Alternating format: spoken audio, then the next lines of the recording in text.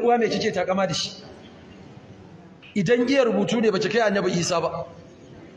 Abu annabi sau da kafa wallahi sai sayyidina Abubakar Siddiq. A bada rayuwa saboda manzon Allah sai sayyidina Umarul Faruq.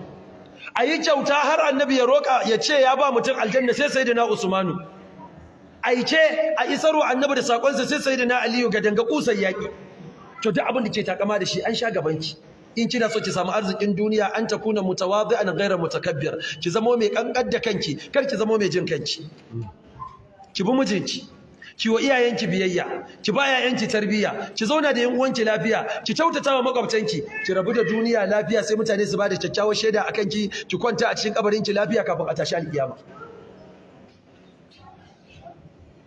Abu na 8 an takuna sakhiyan karima, ki zamo mai yawan kyauta mai karamci.